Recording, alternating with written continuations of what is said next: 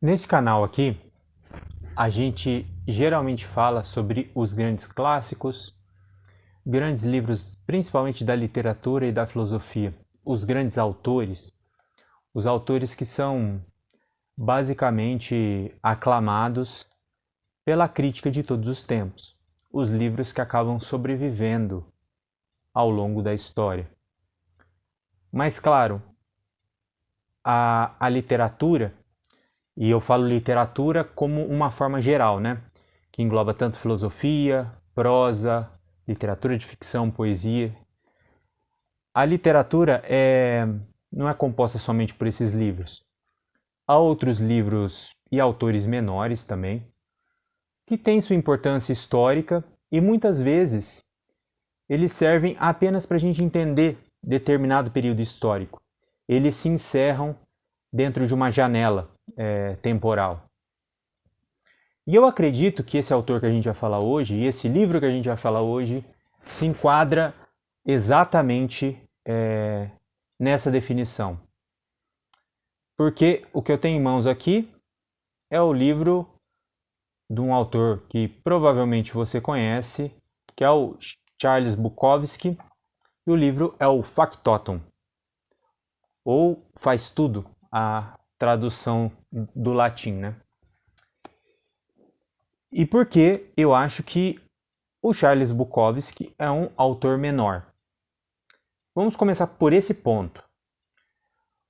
O Charles Bukowski, em praticamente todas as histórias dele, e Factotum está incluído nessa, ele tem como grande herói o Henry Chinaski. E ele escolheu esse nome para o grande herói das histórias dele por dois motivos.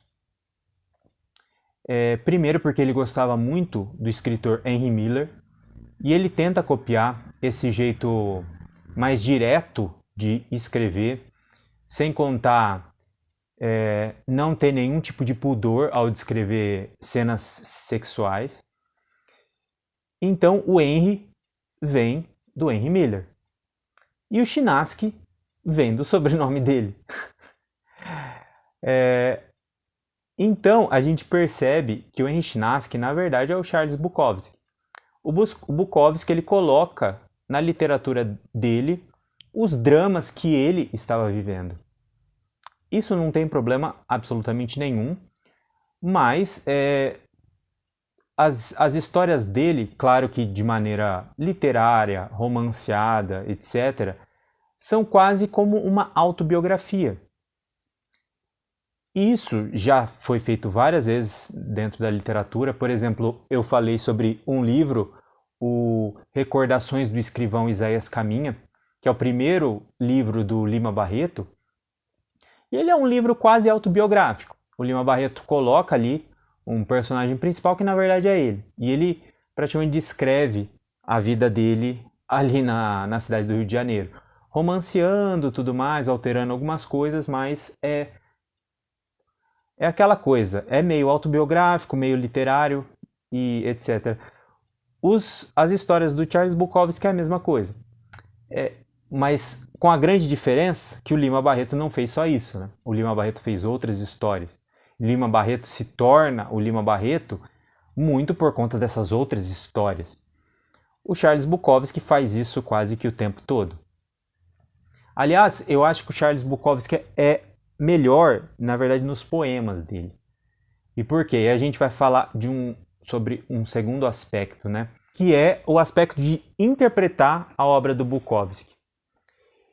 Que muita gente só se apega nessa crueza dele. Claro que isso é uma virtude dele. Eu acho que você escrever as coisas da maneira como você está enxergando é uma virtude.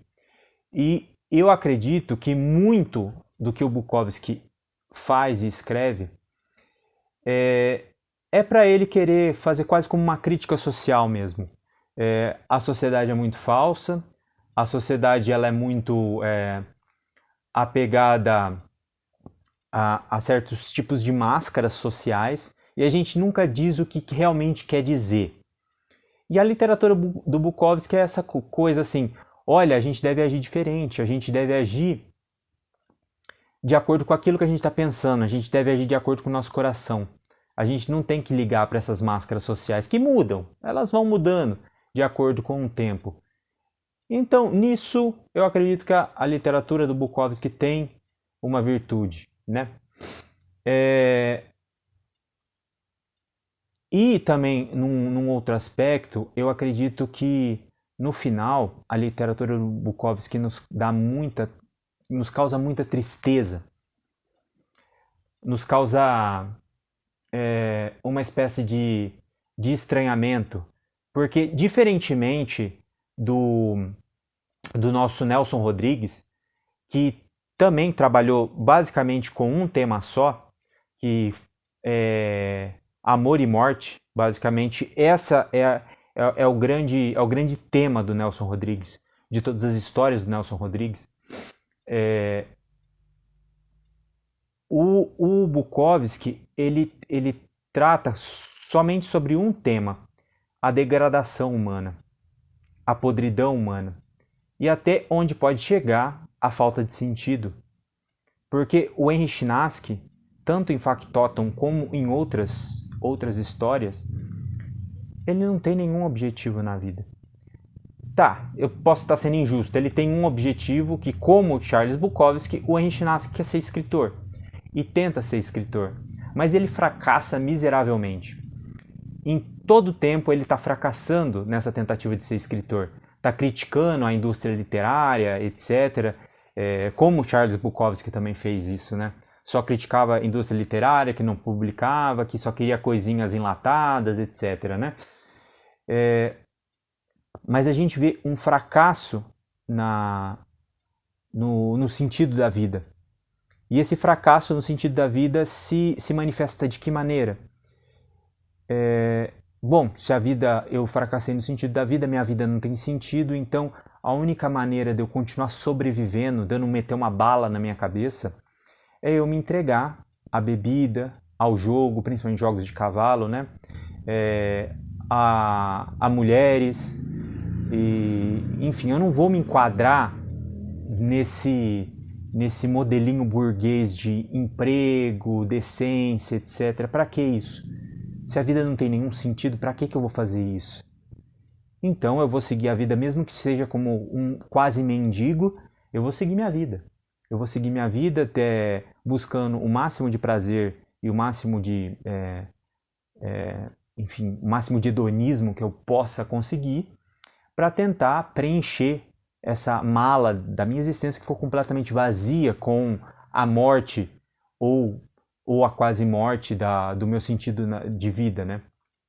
No fim, Bukowski vence. O Charles Bukowski consegue se tornar um escritor. Por mais que eu ache, e aqui é a minha opinião, né? Eu acho que ele é um escritor menor. Ele não é um grande escritor. Ele trabalha de maneira um pouco deficiente os personagens, ele tem uma limitação de imaginação, mas ele é um escritor. Ele consegue te prender na história, ele consegue ele consegue desenvolver, por mais que possa ser questionado isso, mas ele consegue desenvolver até certa medida os personagens. Então, ele é um escritor. Por mais que, obviamente, ele não é um grande escritor, mas é um escritor, ok. Deve ser conhecido, sim. Mas vocês perceberam que eu comecei invertido, né? Que geralmente o pessoal fala sobre o livro e depois faz uma análise. Eu quis primeiro fazer a análise, porque eu acho que essa análise serve para todas as histórias do Bukowski. Por mais que haja diferenças, há diferenças assim de objetivo nas histórias, o fundo delas é mais ou menos esse. É como se fosse quase que muito dos filmes do Woody Allen, por exemplo. Os filmes do Woody Allen é a vida dele. É um homem mais velho se apaixonando por uma moça mais nova. É a vida do Woody Allen e ele retratou essa vida na maioria dos filmes, por mais que tenha diferenças, mas que às vezes, principalmente os primeiros filmes dele, tenha sacadas muito inteligentes, mas É isso o filme, a grande maioria dos filmes dele. E a quase totalidade da obra do Bukowski é isso, é um escritor que fracassa miseravelmente na sua tentativa de se tornar escritor, se torna quase que um semi-mendigo, se apaixona por uma mulher tão degenerada quanto ele, e é isso. Factotum, em específico, é também a história do Henry Chinaski, que tenta ser escritor, mas com a diferença que ele tenta se enquadrar de alguma forma nesse modelinho burguês. Ele tenta arrumar emprego, porque ele percebe que ele não está conseguindo ser escritor, então ele tem que tentar ganhar vida, tentar arrumar dinheiro. Mas ele não consegue se enquadrar em lugar nenhum. Ele não consegue se fixar no emprego, em nenhum emprego. Às vezes ele tem empregos de um dia, ele tem vício em bebida, vícios em jogos, principalmente em jogo de cavalo, e vício em mulheres. Ele consegue, ele é tipo aquele malandro que consegue se aproveitar de determinadas situações, se aproveita de um ricaço, consegue transar com algumas mulheres enquanto está na companhia desse ricaço, acaba indo morar com uma mulher que também tem uma vida mais ou menos igual a dele, e a mulher o abandona para uma pessoa um pouco mais rica, e ele acha isso natural, na verdade. Ela se aproveitou dele por um tempo, porque ela também não tinha mais ou menos onde morar, e depois arrumou um homem mais rico.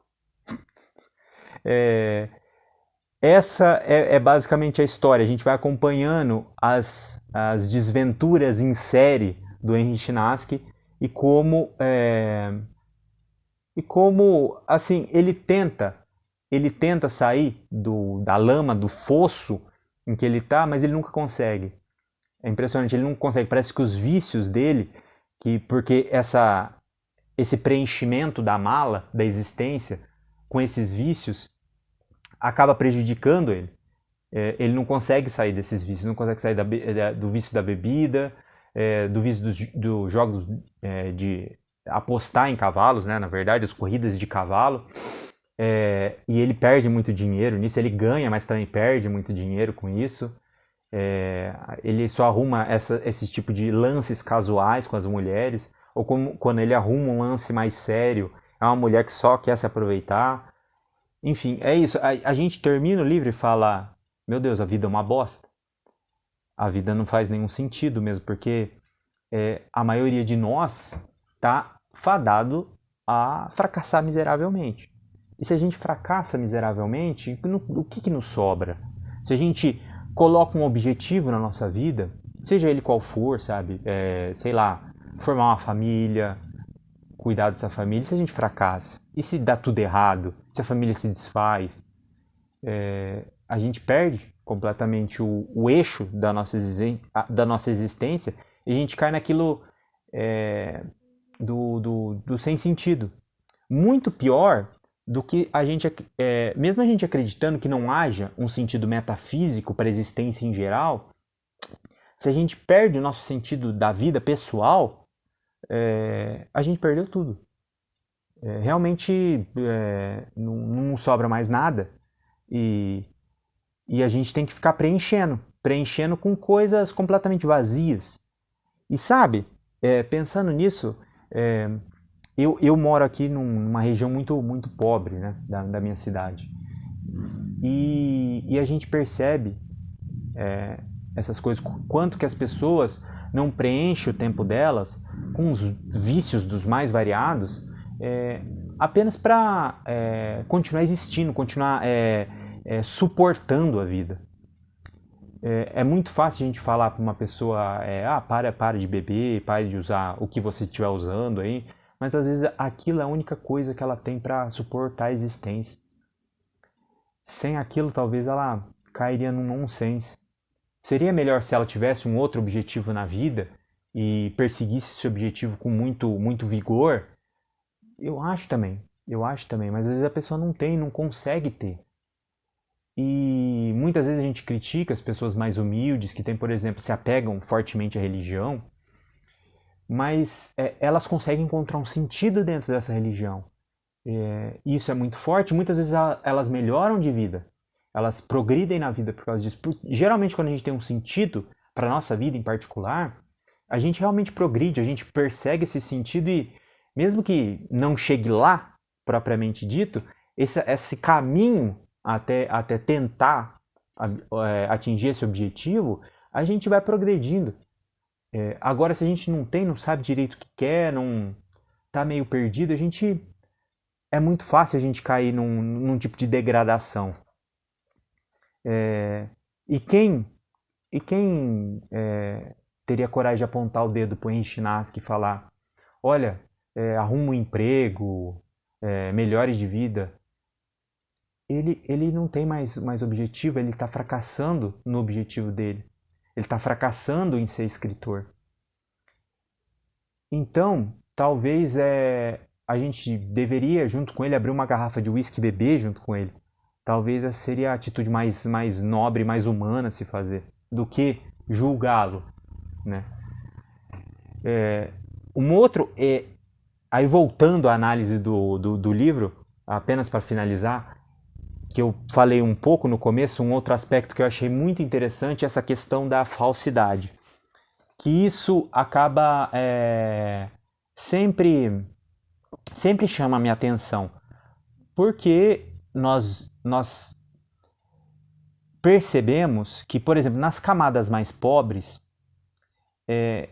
as pessoas são mais francas umas com as outras. Elas falam realmente o que elas pensam, em geral, né? Em geral. Conforme a gente vai subindo a escala social, as pessoas vão sendo, eu não digo hipócritas, mas elas colocam muito mais máscaras, porque elas percebem que conforme elas vão subindo na escala social, a questão vai se tornando quase que política. Você deve ter aqueles tipos de falsidade. Primeiro, falsidade socialmente aceitável. Você não vai falar muito bem o que você pensa, porque você pode chocar as pessoas. Você pode criar uma desavença desnecessária. E depois vai ficando um negócio muito horrível no final das contas, porque você convive muitas vezes com pessoas que você detesta profundamente, mas você tem que conviver com aquelas pessoas. Você tem que fingir que gosta daquelas pessoas. Enfim, eu assisti um episódio esses dias de uma série bem interessante, na verdade. Provavelmente vocês conhecem, é uma série bem famosa, né? Chama Black Mirror, a série. São vários episódios assim que um não tem nada a ver com o outro, são histórias independentes. E uma dessas histórias era justamente essa. Aliás, Black Mirror faz uma crítica bem forte à tecnologia e como a gente se relaciona com ela, né? Nessa história, é um futuro hipotético, ou talvez não tão hipotético assim, que as pessoas elas têm um ranking. E esse ranking é determinado pela avaliação que outras pessoas fazem dela.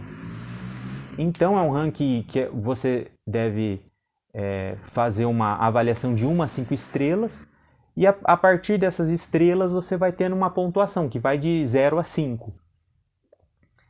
Conforme você vai aumentando a sua pontuação, você tem várias benesses sociais e tudo mais. Quanto maior a pontuação, mais ricas são as pessoas. E a gente percebe que mais falsas se tornam as pessoas, porque para você ganhar essa pontuação, você tem que fingir estar sempre feliz com as pessoas. Fingir ser sempre agradável com as pessoas, para as pessoas te darem o máximo de estrelas possíveis, sempre tentando ganhar 5 estrelas. E é bizarro isso. E é bizarro o quão real isso vem se tornando. E o quão real dentro das classes mais altas isso se torna. E nisso daí, voltando para o factotum e linkando com esse episódio do Black Mirror, a gente percebe que o Bukowski está falando justamente, na maioria dos livros dele, no factotum também, que assim, a gente tem que ser mais honesto com a gente mesmo. A própria escrita do Bukowski é uma escrita completamente honesta. Isso a gente não pode reclamar dele. A gente pode falar que ele é um escritor mais ou menos, algumas pessoas acham que ele é um mau escritor, mas ele é completamente honesto. Ele fala as coisas da maneira direta, de uma maneira até às vezes brutal, mas ele fala, a vida é assim. Não adianta a gente florear, não adianta a gente usar palavras bonitas, não adianta a gente querer enfeitar. sexo é sexo, traição é traição. Não adianta a gente querer dar muitos rodeios, fazer muito. Não. Ele é completamente direto na literatura dele. Isso é um ponto positivo dele. Isso é um ponto positivo. Apesar de que, como eu disse, eu acho que a escrita dele é um sintoma do nosso tempo. Do nosso tempo que muitas pessoas, e um número cada vez maior de pessoas, não vem encontrando nenhum sentido em suas vidas. Isso é muito perigoso, porque, como eu disse, uma coisa é filosoficamente você acreditar que não tenha um sentido metafísico para a existência. Outra coisa é você achar que sua vida pessoal não tem sentido. Aí você está a um passo da depressão. E se já não tiver com depressão, né? Porque quanto tempo você aguenta a falta de sentido na sua vida? Mas é isso. O vídeo de hoje, a dica de hoje, eu acho que muita gente conhece o Charles Bukowski, mas de qualquer forma vale a pena ler. É uma leitura muito rápida, muito fácil, na verdade. Mas vale a pena ler e ler nessa visão, por essa perspectiva, de não olhar simplesmente a crueza das cenas de sexo, bebedeira e tudo mais, mas ver ali dentro a tristeza humana. A tristeza humana pela falta de sentido e pelo fracasso na vida. Forte abraço, até mais.